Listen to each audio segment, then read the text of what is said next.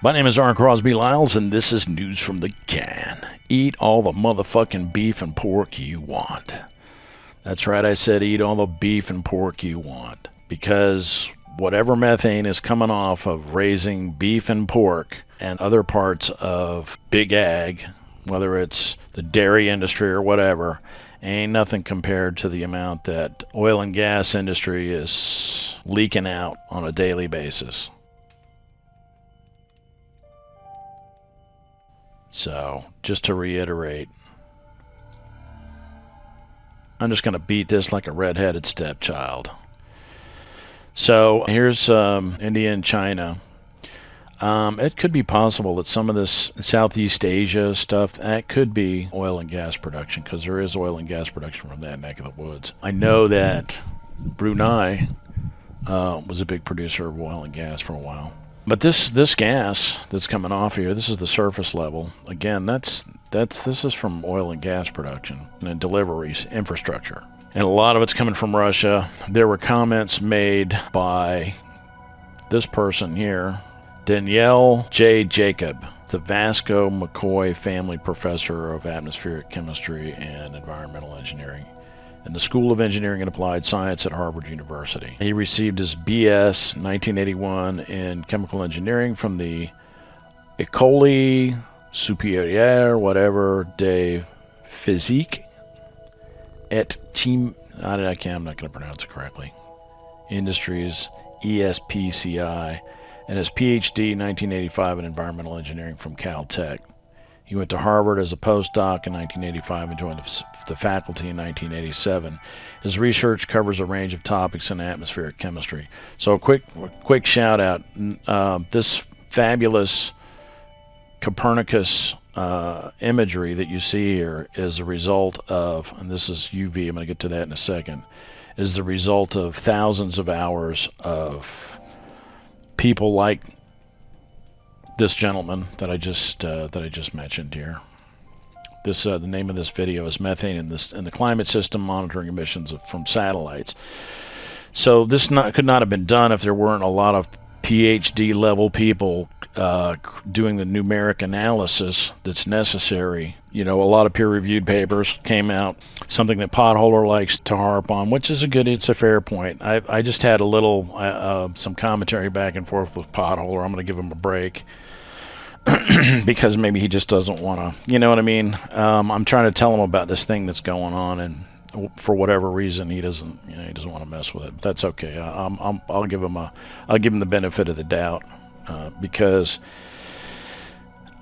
it's good to keep people sort of in line in a way. There's some silly rabbit holes that people can go down, red herrings and things like that. But my point is simply that. I don't know what's going on with these people, you know.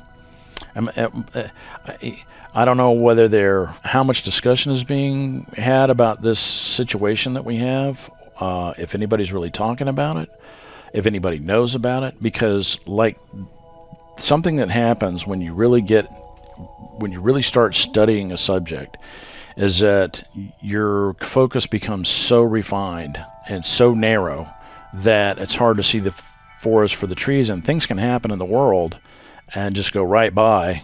Meanwhile, you're parsing down through some numeric proof of how to monitor a particular gas and occultation and all that stuff, which is what that is when, like, when the clouds go overhead, it's blocking, it casts a shadow, and that's what occultation is basically. It's something between you and what you're trying to look at, essentially. Kind of. So, studying these things and being able to produce an image of a reactive gas, all of these reactive gases, aerosols, carbon dioxide, carbon monoxide, formaldehyde, methane, nitrogen dioxide, ozone, particulate matter, sulfur dioxide, being able, and get a UV index and all that, be able to discern these things, be able to separate them from each other using an instrument from space, when you're talking about concentrations in parts per billion, is just astounding. That is an astounding achievement. And I got to give a shout out to people like Dr. Jacob and many others. This man here was studying this stuff back when you had to use your imagination. There was no clicking on imagery. This ability to do this imagery is brand new. In real time, this is brand new. And forecast, that's just astounding. And it makes me wonder how reliable it is. And if you're wondering about that, now you can look at my links are in the description. A lot of this stuff, if you have never studied this kind of stuff before, which I kind of have, if you don't have much of a background in science, it might be hard to follow along, some of it. But basically, a lot of what these cats are talking about is how they're able to assess things numerically. And the numeric systems that they use, the mathematical models that they use, and how they're able to look at things. Basically, they look at it from the sunlight reflects off of the earth, and because of backscatter and things like that, they're able to piece together a picture.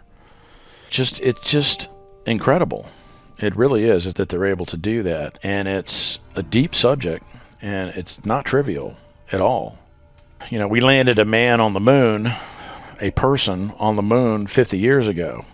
And here we are, and they're just being able to do this kind of thing, which is really amazing. And here I am, I'm privileged to be able to look at this data that they put basically for free online for us to peruse and look at and be edified and informed by. Can it be misinterpreted? Well, it certainly can, and that's why you're always going to want to check with people. But like I said, this phenomenon is brand new. It just cropped up within the last 6 or 8 months that I know of.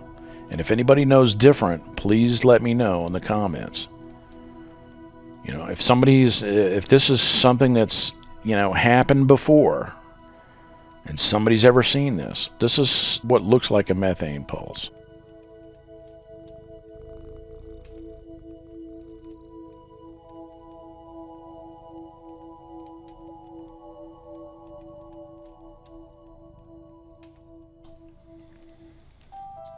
This is the ozone forecast. And you can see that, now this is total column, which means it's all the levels all the way down to the surface level. And you can see right up here, and this is actually very close to the polar vortex. And the polar vortex has been a little further west, and it seems to be moving back towards Baffin Island. Typically they say that, Wikipedia says that the polar vortex spends a lot of its time over Baffin Island. There's actually 2 of them. There's a small one that is typically over the East Siberian Sea, kind of near the Chukchi Sea. But the main one, the big one, is typically over Baffin Island. Now, this year it seems like the polar vortex is kind of sort of west of that and has been sort of hanging out over Alaska. And the temperatures in Alaska, there's the polar vortex right there. You can see that in the average temperature. And the average temperature is up a little bit. The pink -30 was all the way down, almost down to the United States earlier, down to Nova Scotia. This is actually warm air that's being pulled up and wrapped around the polar vortex. And supposedly this is something that happens when the polar vortex breaks down and you get big incursions of cold air from the Arctic. And this area of cold here has basically just been hanging out. One feature that was interesting, I know I'm jumping around a lot, the polar vortex was right over Alaska, which spins counterclockwise. Then there was another upper level high spinning clockwise over here, and they were kind of like working in tandem. You can see how this is kind of sort of, this is low pressure. The blue here is, that's geopotential height. It's 500 millibars or 500 hectopascals, however you want to say it. It's the same, virtually the same thing. Hectopascal is a millibar, essentially. And the reason we use hectopascals is because that's the international units. That's really the preferred thing to use. Pascal is by and large used around the world because it's, the metric system, essentially. So what this means is that when you see this blue here, this low pressure means that it's cold, compressed air, essentially.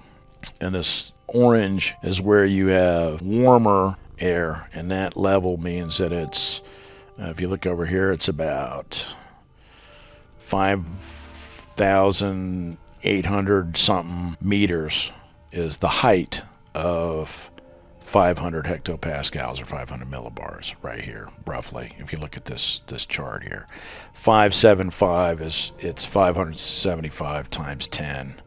I know it's a little funky, but this is actually in decameters. Look up here, it says dam.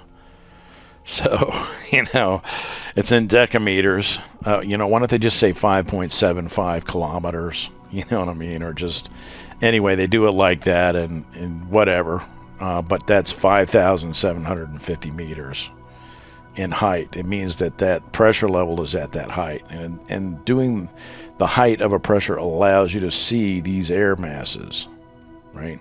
You can see how these air masses are actually formed. You can get a sense of dimensionality. So the blue is where it's dipping down, and the orange is where it's raising up, and the air rushes downhill. So it's actually will rush downhill to the blue. And if you look here, right at this line, that's where you can see your jet stream. That heavy wind, that pink there, 165, what is that? That's just KT. It's got to be, it's not going to be kilometers a second, I can tell you that. It's got to be kilometers per hour. It's always moving tangentially to the actual flow, and that's because of Coriolis forces. The surface of the Earth is spinning much faster at the equator than it is at the pole. At the pole, you're moving at the speed the Earth is moving through space, whereas on the equator, you're moving at about 1,000 miles an hour, something like that. So as the air moves towards the pole, it actually starts out racing the Earth. That's why the air flows in that direction, moving as it moves north. And then the opposite happens when air is traveling south. It goes in the opposite direction because it's going slower, and because the Earth is moving faster, the Earth outruns the air, and so the air has a tendency to flow in the opposite direction as it flows from north to south. So you can see that because this is uphill, and that's like a hole, right? That the air is going to flow in this direction. And as it does, it'll move tangentially, and that's where you get this large flow of air here. And then the temperatures will move along that. In any case, a whole bunch of warm air has gone all the way up, and you can see this blue here, it's just wrapping all the way around that polar vortex. And that usually indicates that the polar vortex might actually break down and just send some of these big cold air bubbles down across the landscape. The interesting bit here is that volatile organic compounds like methane at certain pressures and temperatures produce ozone. So the production of ozone is sort of temperature sensitive in a certain way. A guy named Dyson was concerned that because of greenhouse gas, the stratosphere was cooling, and he was afraid that the cooling of the stratosphere was going to cause a loss of ozone because the production of ozone is somewhat temperature sensitive. It kind of likes warmer temperatures, which is fascinating because you see this methane at the surface level. If you look at about 850 hectopascals, which is about 1,500 feet up, or 500 meters. Here you go. See this accumulation of methane here. This is about 1,500 feet or 500 meters up, which is right where the polar vortex is.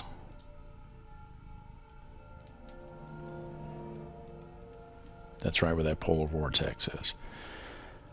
Ozone in the lower atmosphere, well, ozone in general is a greenhouse gas.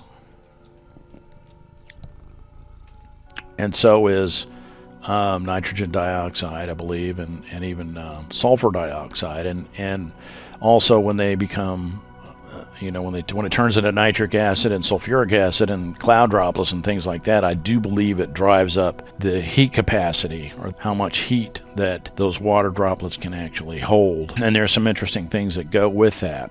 Like, for example, the atmosphere of Jupiter is sulfuric acid, essentially. So that's something that can cause greater warming to occur. But the fascinating thing here is that, okay, so this is total column.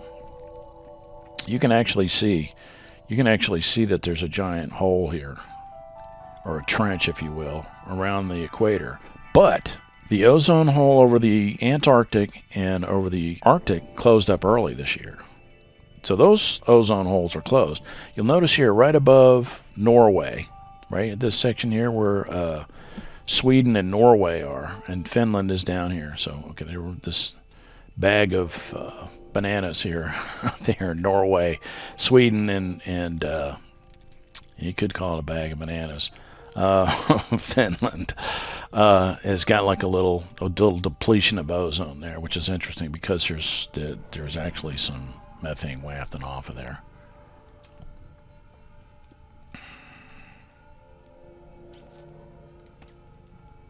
Yeah.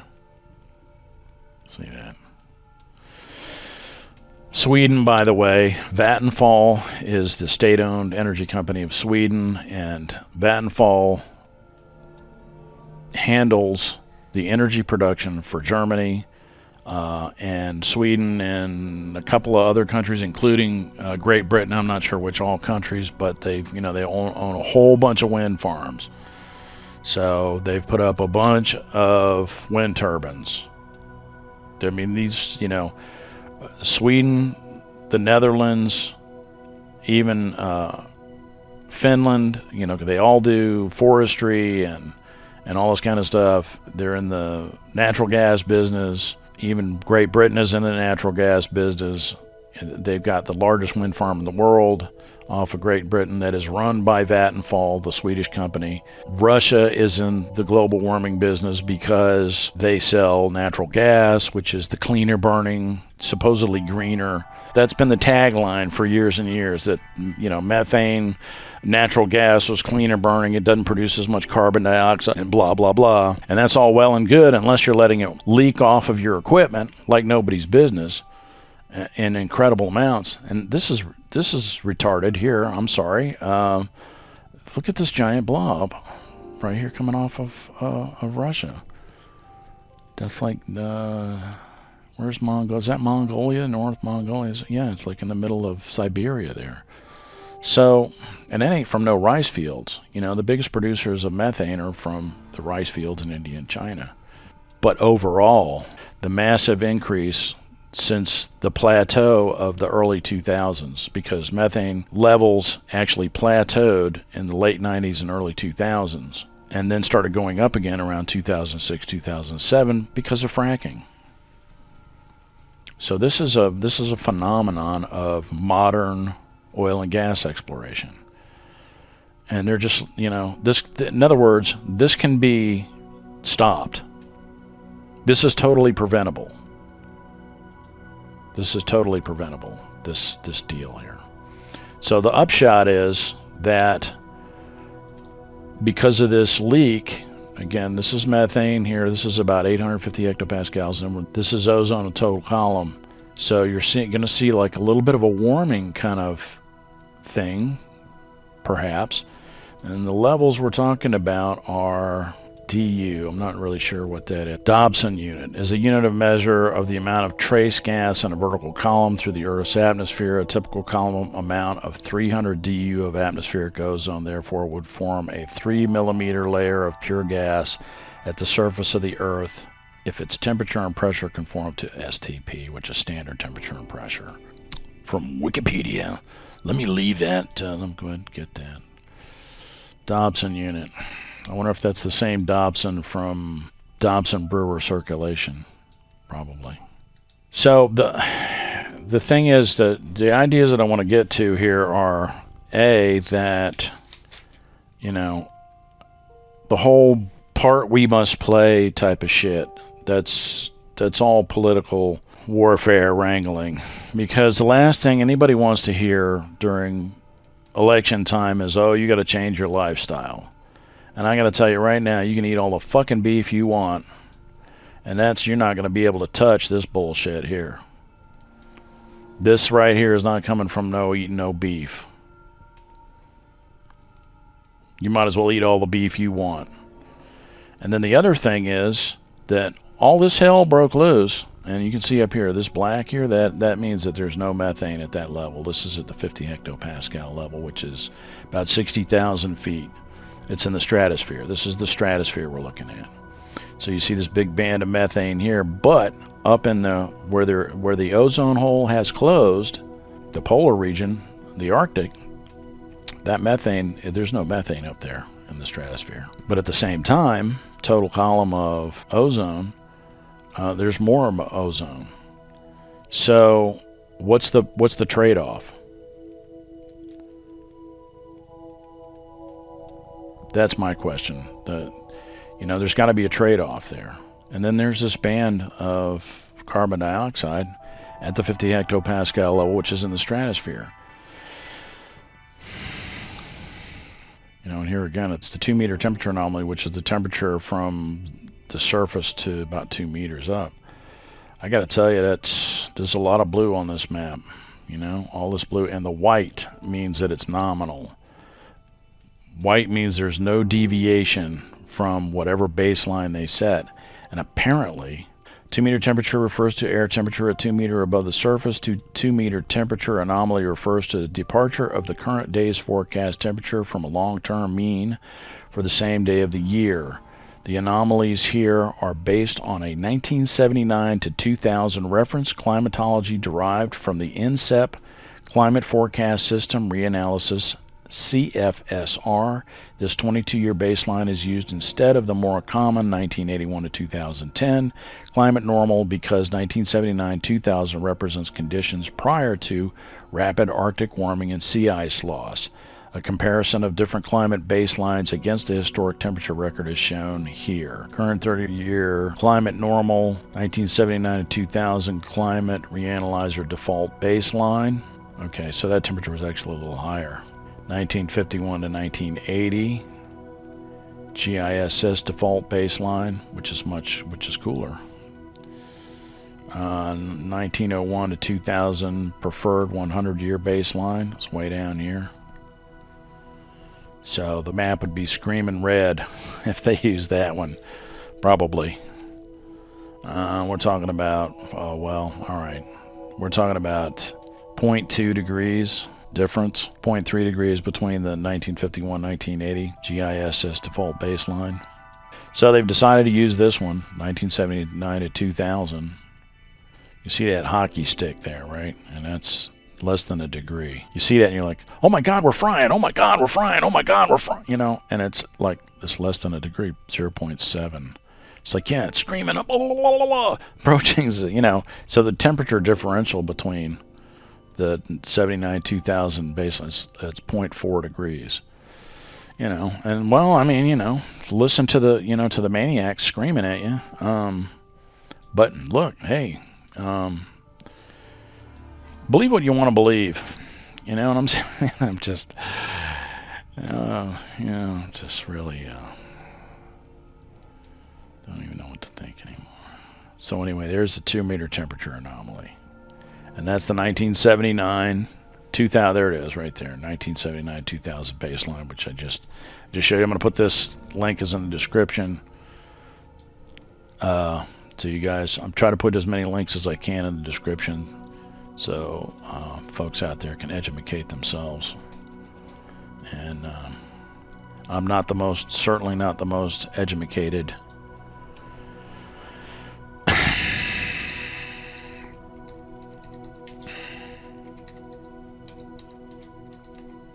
in the world. Certainly not. And again, I'm just trying to figure out what's going on, folks. That's all. There's a pig in a poke here. We just got done. The whole global warming thing is real, right? I mean, carbon dioxide does facilitate, but it has to do with the greenhouse gas du jour is like a blanket. So imagine holding a blanket close to you on a cold night or far away from you. So this blanket here, this methane, carbon dioxide, is further away from you, and it's at the equator. So photons of energy can escape from here to space. Greenhouse gas in the stratosphere causes global cooling. What caused Permian-Triassic level disaster is acidification of the oceans. And the reason, this is my personal belief, the reason that this happens is because during the Permian-Triassic extinction, the pH of the oceans was that of lemon juice. It was as acidic as lemon juice, the entire oceans, all the oceans. And at that point, only 30% of terrestrial life died off. Now, 96% of sea life died off, which is terrible, god-awful. Extinctions are bad. I mean, just bad. I mean, you know, if you want to save plants, animals, and especially insects from being extinct, I'm behind you 100%. But god damn it, let's not fucking lie to people. Okay? Let's not fucking blow shit up, because that shit will backfire on you. Where was I? But basically what happens is the acidification of the oceans allows the residence time of CO2 and other greenhouse gases to become elevated. You have a higher residence time above the oceans, and that's what causes the runaway global warming, because that produces more water vapor to become saturated in the atmosphere. And water vapor is, yes, the chief greenhouse gas. So it's how the carbon dioxide facilitates a higher saturation point of water in the atmosphere. But the other thing, too, is greenhouse gas above the cloud tops doesn't allow the heat to escape from the cloud tops. And, of course, the rain system is like an air conditioner, the air conditioner in your house, where the heat is absorbed from evaporation at the surface. That energy is pumped, carried by convection high up into the cloud tops, where the vapor condenses at the lower temperatures and lower pressures. The heat thereof is radiated out into space. And so if you have a greenhouse gas covering the cloud tops or mixed in with the cloud tops or nearby, then it acts like a blanket that keeps that heat. It's like throwing a blanket over the condenser of your air conditioner. You throw a blanket over the condenser of your air conditioner, which is that fan thing outside your window. And what that does is that it doesn't allow the heat to escape from your condenser, and it drives up the heat of the whole system. So your evaporator doesn't cool your house. It makes for a hotter house. I already did a video about this, but it bears repeating. So that's one of the mechanisms, and somehow or another they're saying that, you know, elevated carbon dioxide will cause a Permian-Triassic level extinction, because that carbon dioxide will drive up the temperature of the system, and, you know, drive up the temperature of the surface of the ocean, and you know, but there's feedbacks with clouds. You know, you have production of clouds, and then the clouds shade the surface. And there's some concern that, well, you know, that will affect the transport of water, ocean currents and things like that, and ocean currents will stop turning, and then somehow or another that will cause the oceans to become anoxic. And then somehow, just from CO2 alone, you're going to have this cascade failure, which doesn't really make a lot of sense. You know, for one thing, you know, the oceans eat up a lot of that carbon dioxide, just scrub it out. And it turns into, you know, because the ocean has a pH of like 8.4, roughly, you know, and a lot of those, you know, most of that CO2 just gets precipitated out as carbonates onto the ocean floor. And it's a rate, you know. There is vastly, quantity-wise, there is vastly more water on planet Earth than there is air. You know, vastly, because water is incompressible.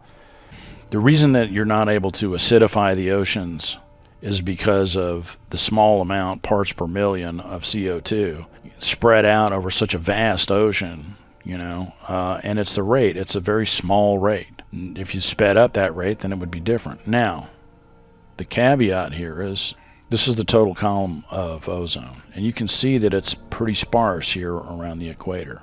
When you go to the 50 hectopascal level, there's actually holes. This white here is where there is no ozone to be found at the 50 hectopascal level. And then I guess you could refer to that as the ozone layer. That's not good. There's a caveat there, because, and I just listened to a radio program on NPR about vanilla, that the cartels in Mexico, where vanilla is actually originates from. The vanilla farmers have to deal with the gangs in Mexico to bring their vanilla to market, which is like $250 a pound. You know, it's like That's the price of weed. Weed used to be a long time ago, $250 a pound. But anyway, so vanilla is like $250 a pound. It's an orchid. It's actually like an orchid, I believe. And they have to pollinate the plants themselves because the bees are on such decline. What's up with the bees? What's up with the decline of the bees and the insects? We've lost 3/4 of the 3/4 of the biomass of insects in the last 30 years. What's going on with that? Well, it makes me wonder if the ozone layer being eaten up by some of this methane could cause a loss of insect population as well, because bees, a good part of their vision is in the UV range. That's how they are able to identify different flowers. And it just, this could have a knock-on effect. And I don't know what that's going to be. Now, there is more cloud cover at the equator in a lot of places, and that's seasonal and so forth. You got the intertropical convergence zones and things. But that could be a problem. This is the UV index, and I'll let this play for a second. I was just watching a video about a guy from Australia who was talking about somebody that I watch from time to time. He's what you call a watchman, Mr. MBB 333, and he observes things every once in a while that are useful. He's not necessarily that technically adept, but he observes things that are useful. And one of the things that he observed, and apparently somebody wrote a paper about it, this guy right here, he didn't write the paper, but he refers to it. So this gentleman here, Danny 8-Bit, is from Australia, and he noticed that his skin was burning out in the sun, and happened to see a video by Mr. MBB 333 about UVC, and somebody has already written a peer-reviewed paper about UVC showing up at the surface, which is kind of sort of unheard of. Now, we'll say this. I'll warn you. I'll give you a fair warning. Danny 8-Bit is doing a lot of videos about chemtrails and things like that. So, I'm just pointing this out as something that I happen to, doing a search. And the guy on this particular video, which the link is in the description, kind of went into some detail. And I would say to Danny 8-Bit, I would do more of this kind of material right here. Stuff that is, that's provable and useful, that you can't just, it doesn't really do anybody any good just to make a statement.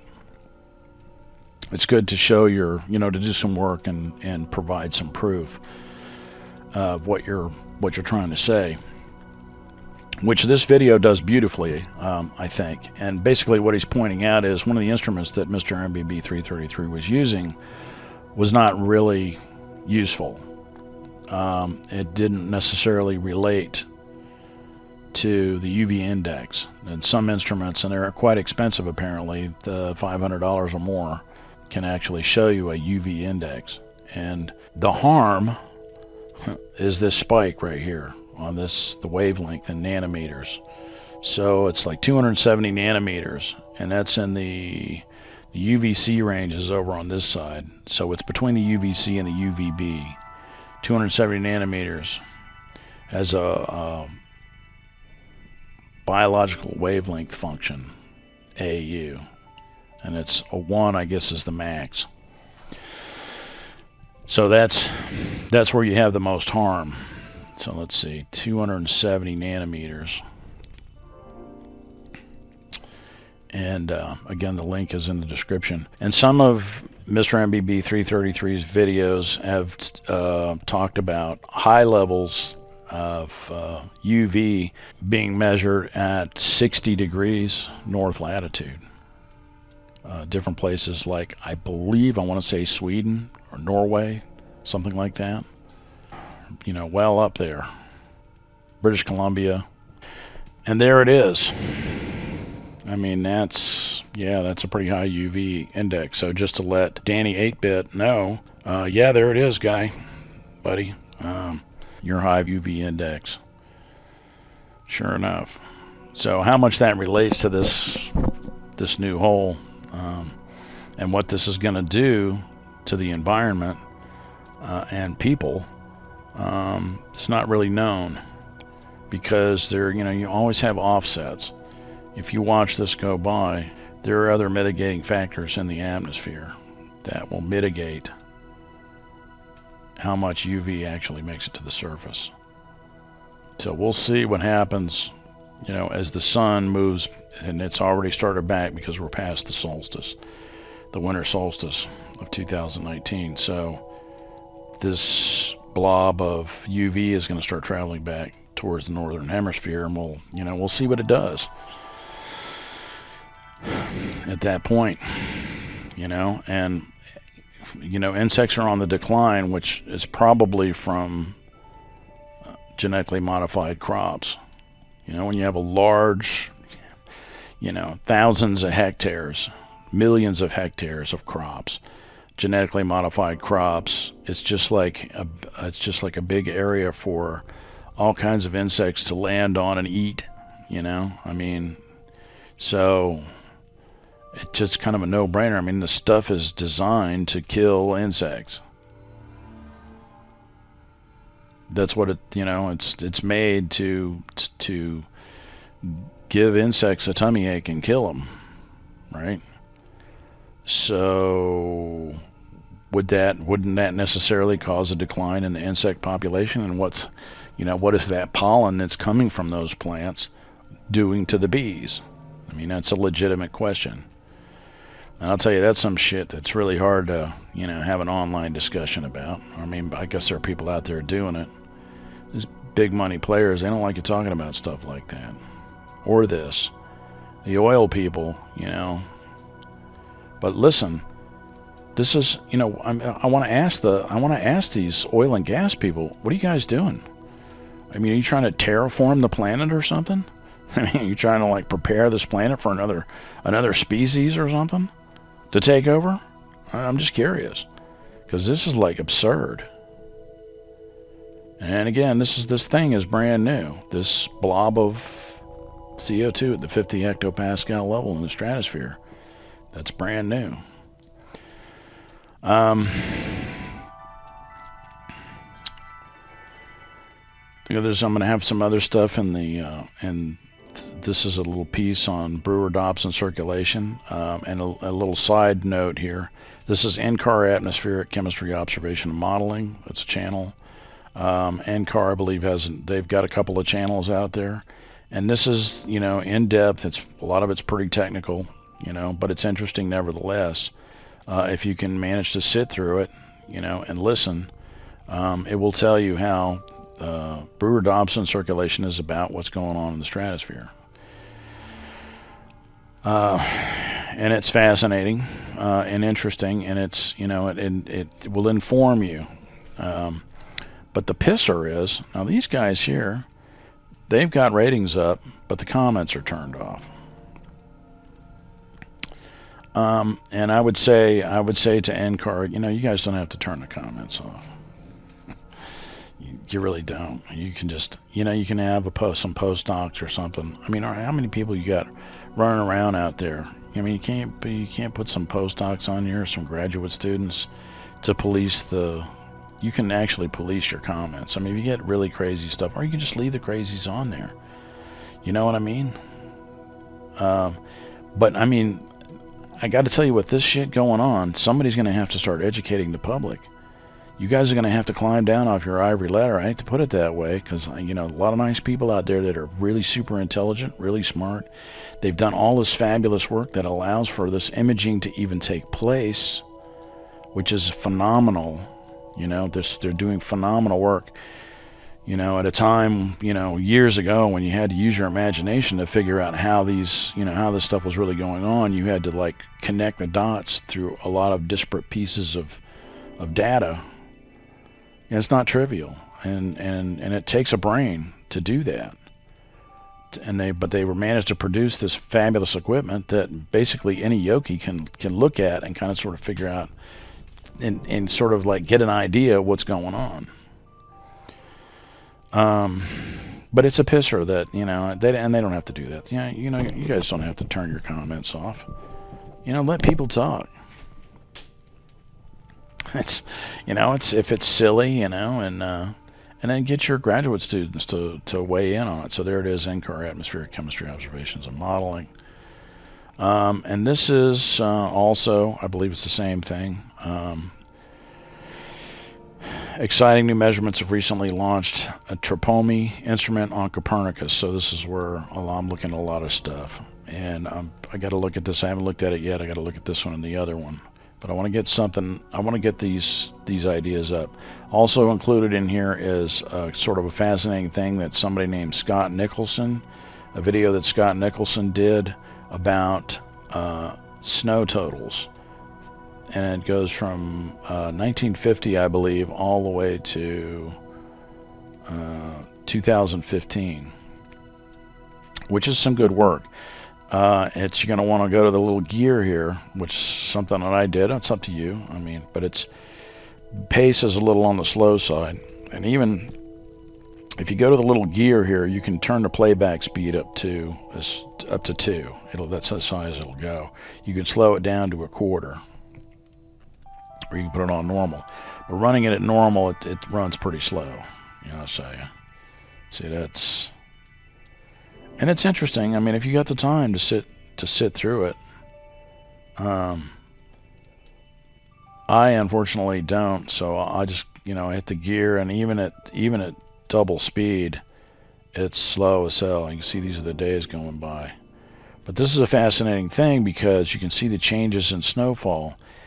And a really significant point that I want to get to here is that when you're talking about an increase, what we're really talking about with climate change is that apparently what's happening after this, and this disaster that's unfolding here is totally man-made.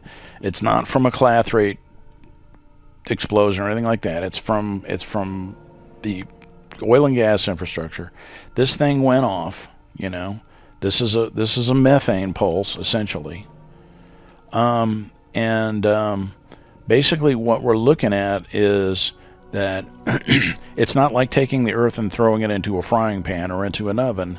It's basically it's like turning the knob up on the crazy switch. It's turning the crazy knob up on the climate, essentially. It's just making it more chaotic. Extreme hot, extreme cold, that's the effect, and people have been talking about it since day one. I remember on one of my old videos talking about from the daily conversation when the polar vortex weakens because between the pole and the equator, you get an equalization of temperature.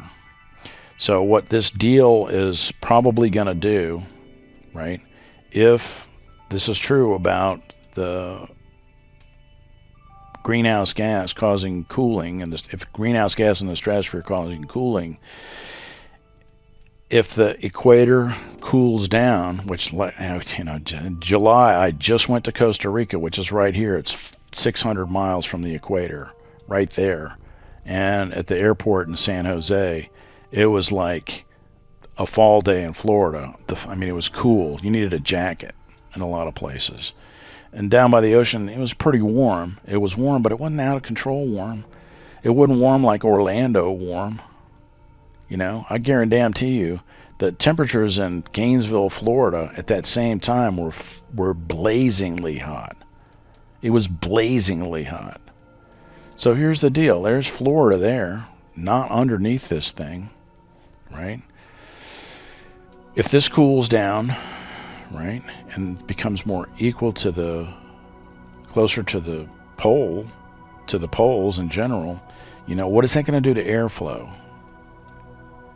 And how is that going to cause? Is that going to cause the polar vortex to break down more? Or are we going to see some sort of weird effect with Brewer-Dobson circulation, where all of a sudden we're going to start seeing circulation patterns change? And what is this regime going to do to the zonal winds and to the intertropical convergence zones and things like that? It may cause the rains to move northward. It might turn, for example, the Sahara Desert green. Other areas might dry out. It could very well be that, we were talking about super droughts. Dr. Carter in my previous video was talking about super droughts right in here around the Congo and Australia and Chile and other places like that. So, it's a mixed bag. The whole idea of a black and white doomsday, we're just going to be taking the earth and throwing it into a frying pan. That may not be that's not going to be what happens, in which case people are just confused. And it's really just it's just a wedge issue anyway. So that's kind of sort of the upshot. It's ridiculous. It's totally preventable. They need to get out there and police those pipes, and find out where these leaks are and close that shit off. You know what I'm saying? Because this is totally preventable. This is absurd. But if there's still a level of methane there, then that methane continued to eat up more of the ozone. The good news is that methane can only eat up so much ozone before, it turns into carbon dioxide and water vapor. It's not like a CFC. A CFC, those are a lot worse because one molecule can take out hundreds and hundreds of ozone molecules. It's a lot worse. So methane is not the worst. It's not great. It's not good. And if there's more of it there, it'll eat up more ozone. But ozone apparently gets replaced every 153 days. So if they can just cut the shit, if they can just police those pipes and shut down those methane leaks, then we can prevent that methane from getting into the stratosphere, and that ozone hole will close up. And it won't take all that long necessarily. Just depends on how much methane is out there. And this is not anybody's cue to start releasing CFCs, because CFCs is like a completely different animal than methane. And that's why we have scientists, this war on science is fucking absurd. And I gotta say that, frankly, there probably should be more of a forceful response against people who are making outrageous claims about the possibilities of what might happen. Climate doom and all that. But, anything can happen. There are a lot of feedbacks here. I want to get to one other point here before I close up. And this is total column sulfur dioxide right here. Total column sulfur dioxide. That's not good. This actually could be from volcanic activity. This might be right here where Hawaii is, might be from volcanic activity. This looks like it could be. I think there's a volcano right here. Alaska is. Now that's interesting there. There's a big plume of sulfur dioxide coming off of there. But this stuff over here where China is, India, of course, there's a lot of industry going on there. And of course where oil is being produced in Iraq and Saudi Arabia and places like that, and certain areas. That's a good bit of sulfur dioxide. And of course nitrogen dioxide. Waxes and wanes. There's a photochemical process that produces nitrogen dioxide. And one of the fascinating things about that is you can see this line right here. So apparently there's an impact on the production of nitrogen dioxide in the stratosphere. See that? That line there is in the same place that is being occupied by our ozone rip. So that's affecting the photochemical properties of the atmosphere in terms of nitrogen dioxide. But crucially here, I think the surface level is important. And the surface level is important to me. Surface level of maybe 850 hectopascals. What's interesting is these lines here, I think that's from air traffic. But it's at the surface level. So that's just, it's fascinating. Right? You see those lines, that's got to be from air traffic. But it's at the surface level. So that's nitrogen dioxide surface level. Let's look at the 850 hectopascal, a little bit higher up. And that's, Midwestern United States. So there's a certain amount of oil and gas production right up in here. So nitrogen dioxide produces nitric acid. And as I've said before in previous videos, acid rain is the real planet killer. Sulfuric acid and nitric acid have a pH of probably 0, so it takes a much smaller amount of sulfuric acid and nitric acid But you gotta kind of delve into the pathways a little bit there, because hydrogen sulfide, sulfur dioxide, what it actually takes for those to go one way or the other. It can be a little bit complicated, but essentially, these emissions create acid rain. All raindrops have a certain amount of carbonic acid in them, but that has a pH of 6, 5.6, something like that, 5.5. It's not very acidic. Sulfuric acid has a pH of 0. And also will have a synergistic effect on other things that are in the water. So while we're all talking about carbon dioxide, which is important, the big deal is acid-producing emissions like sulfur dioxide and nitrogen dioxide. So that's pretty breathtaking there. I mean, coming off of China there, that's, I think generally it's from incomplete burning. So really burning natural gas probably produces a certain amount of nitrogen dioxide. It may also be from car exhaust. And this, of course, sulfur dioxide, total column. Looks like by and large, man-made. So in the interim, because of global warming and everything, the world ended up buying a lot of wind turbines from Sweden and deregulating finely divided thorium mine tailings. Not from thorium mines, but from rare earth metal mines where there's a lot of thorium in the mine tailings. And so, the regulation of those thorium-based mine tailings were an impediment, especially to American mines in America. Because, thorium, finely divided thorium powdered thorium is, is highly regulated because it's radioactive. And it's really not good for you. One thing you don't want to have is a big-ass pile of finely divided thorium mine tailings in your backyard blowing around in the wind for your kids to breathe and shit. You know what I'm saying? So that's another thing. And that recently got deregulated. And that's really all they wanted to do. All that business about, molten salt reactors was, because of climate change, was just all about deregulating thorium mine tailings, essentially.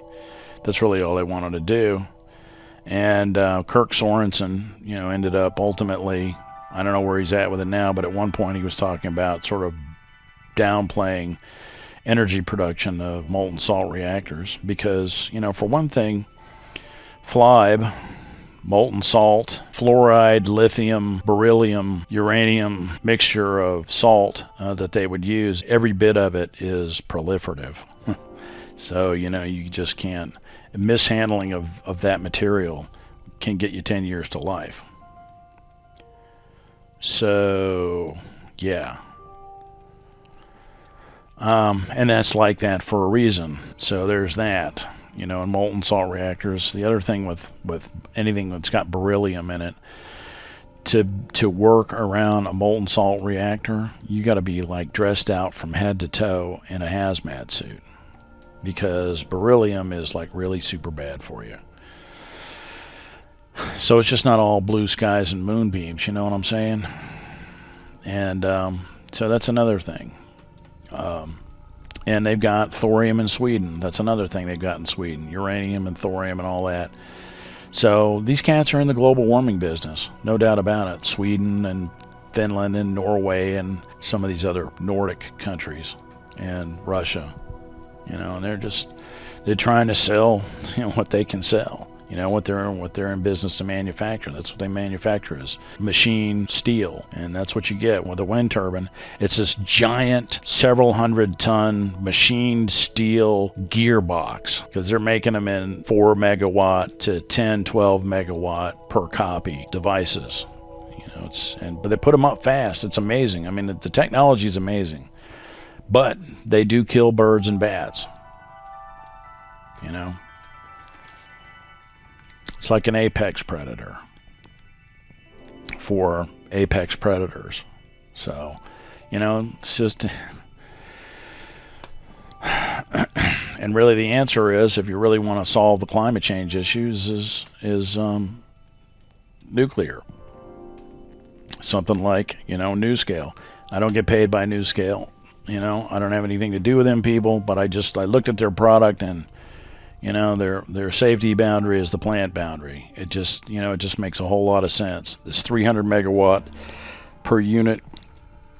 The units stand about 60 feet tall. They come in, they load it on a truck, they drop it off, and you could like pop those units in anywhere. You can turn just about any kind of power production facility into a nuclear facility, pretty much, with those units. You could just change over pretty rapidly. And they're pretty much carbon neutral.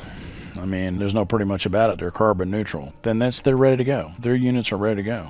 And they got other stuff out there. TerraPower is working on stuff, and even Westinghouse. Old companies like Westinghouse, I'm pretty sure they're pretty trustworthy. I don't know really what's going on with them lately, but Westinghouse, for God's sake, sells a small-scale modular nuclear reactor. And that's the way to go, because large scale, the reason large scale is bad is because, when you get into the gigawatts, then you're talking about such a massive amount of heat and volume and pressure that your containment building is just enormous. It becomes a project that's really unmanageable. You reach diminishing returns when you start getting into gigawatts of a single unit. A single unit in the gigawatts, it becomes kind of absurd. So anyway, that's that. And again, it's inconvenient because the big disaster thing happened, and it was kind of a dud. Because this was supposed to be the big runaway global disaster. Was as soon as that you had a methane pulse like that, a big methane release like that, that's when you were supposed to see this disastrous runaway global warming thing take place. You never know, it can happen. But just looking at this map, it didn't take off yet. And it's summertime down south in the southern hemisphere, and look at all that blue. That's, there it is, Sunday, December 29th, 2019, and there it is. Look at all that blue. That's a 2-meter temperature anomaly. So I don't know what to tell you guys. A whole bunch of methane hit the stratosphere. It's essentially a methane pulse, and the end of the world didn't happen just quite yet. The story ain't over yet, but there's a lot of people like reserving commentary, and they're just not talking about it. I'm like, hey, let's talk about it. They don't want to talk about it. They purportedly work for the oil companies and the gas companies, and they don't want to talk about it because that's an enormous fucking disaster perpetrated by the gas companies, and they don't want that shit out there either. So it's like, want to talk about some inconvenient truth for virtually everybody in this discussion. That's the funny part about this. This is virtually inconvenient for everybody who's arguing about this shit right now. Totally inconvenient for everybody, because boom, big fucking disaster, and it's not good. It's bad in a lot of ways, and we don't even know what the full impact of that's going to be. But then again, doomsday warming doesn't look like it's going down yet.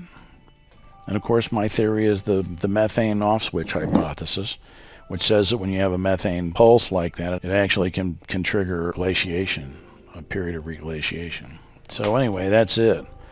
It's a shit sandwich. It is. It's a shit sandwich for a lot of people. But it's not necessarily, we're not all necessarily doomed just yet. And if I was you, a vegetable diet is by and large better for you anyway to eat, like raw vegetables. But, man, have a hamburger. Go out and get a steak. My wife made an unbelievable, the most delicious prime rib. My brother actually makes a really good prime rib. But she made a very good prime rib this year and made some beef stroganoff and stuff that was totally off the chain tonight. So I would just say, go eat some fucking beef. Go eat some beef. And if anybody's out there saying, oh, we're going to have to tighten our belts, and bullshit. Bullshit. You know what I'm saying? Bullshit. Eat some fucking beef. Whatever beef you're going to eat, whatever milk you're going to drink or anything, ain't going to ain't going to even touch, is not going to touch what these motherfuckers have released from their oil and gas infrastructure. And that's all I got. My name is R. Crosby Lyles. I love you guys. Guy McPherson, Tony Heller, who are on opposite spectrums. Potholer, Mr. MBB 333, all them guys out there that are doing their thing, whatever they're doing. I love all you guys, man. You know, Guy McPherson, I am not yelling at you. He was talking about this. You know, people are yelling at him, and I was like, dude, I get it. You know, and we're on the same team. We're on the same team. We don't want mass extinction. We want to preserve the planet. You know. And now he says if you shut it all down, it's worse. I don't know. I don't know about that. But I think that we need to, you know, we need to cut the shit. And just sort of, you know, everybody just calm down and just look and see what's really going on so that we can have a cogent response that's actually going to be effective, that's actually going to have some efficacy. And yeah, we need to quit killing shit. We need to quit killing off the fucking species of the planet. You know, this is a beautiful jewel. Let's preserve the motherfucker. You know what I'm saying? Why wouldn't you? Nuclear, you know? Sane nuclear. And one more thing before I go, just to reiterate, every nuclear accident that's taken place on planet Earth was perpetrated because the facilities were either designed, built, or operated by assholes. And there's no nice way to say it. There was an accident in Japan in 2000. I saw this video. I have to pull it up. I can't remember the guy's name of the guy's channel. Top 10, something or another, and he kind of went through the story. 3 dudes died because they were reprocessing uranium, and they were pouring the solution of uranium in buckets. They were pouring the shit in buckets. And the machine hadn't been cleaned at the proper interval, and the man dumped a bucket of highly enriched uranium oxide material into this machine, and it went critical, which criticality happens rapidly. And he died horribly. He died a horrible death, and it took a while. Over a week. So, you know, that happened because of bad management. You're talking about an extremely powerful source of energy that requires management. That requires intelligent, measured, professional management. And every time there's ever been Fukushima, you know, I mean, my God, people, you're going to put your emergency generators at sea level? I mean, does that really make any sense? I mean, why wouldn't you put that up on the roof? You know, up where it can't get washed away, you know, and shit. There's that. Chernobyl is a reckless design, and Russians are reckless anyway. You know, I mean, really, man, you know what I'm saying? I like you know, it's like the old, you know, the thing is that Americans, we really like Russian people. You know, really just love Russians. You know, a lot of times. They got a dark side a lot of times too, you know. But when I want to talk about reckless, most of your big disasters are born in Russia. The worst disasters in history of any innumerable type would come from Russia because they're just fucking reckless. And Chernobyl is a classic example of that. So everybody just needs to tighten up. That's all. And if you've been looking at this map here, you will see that, you know, temperature-wise, you know, with all the shit that's breaking loose, what I'm talking about, it's not that compelling. It's a mixed bag. The Earth has not just been put into a frying pan. Iceland, just recently, they got snowed in with 10 feet of snow, and they had to rescue horses, and some people were buried in the car, and I believe there was a loss of life. There were some fatalities, but they got hit with one of those 10-foot blizzards that I've been talking about. So if you live above the 40th parallel, you know, make sure to have extra provisions. If you're thinking about traveling, make sure to check the weather and stuff like that. Carry provisions in your car. Very important. Blankets and things like that to keep warm with, something to piss in. You know what I'm saying? Really, seriously, it's like a gallon jug, an empty gallon jug to piss in, or a couple of them, a couple of gallons of water, energy bars, a whistle, like cops use, a cop whistle, like the woman used in the Titanic.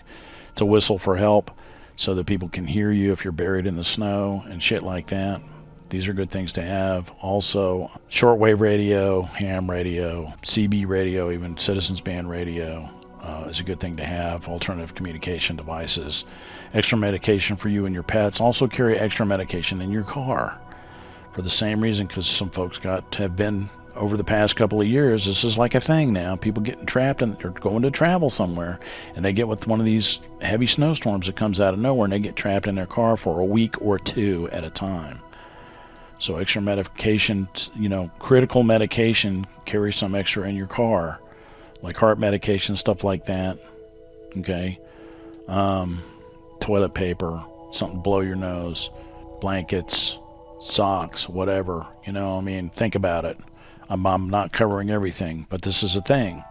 So when you're traveling, if you're above the 30th or 40th parallel, you're going to be going anywhere between, if you're going to be going from like Florida to Maine or something like that, check the weather and think about your route, and think about keeping extra provisions on you and stuff like that. Keep your, for your home, keep your snow shovel indoors. Yeah, inside the front door. Maybe away from the front door a little bit. Have a way to keep that snow off your roof. There's something called a Minnesota roof raiser. I don't sell any of that crap. I'm just telling you about it, that it exists. You can buy it online, I'm sure.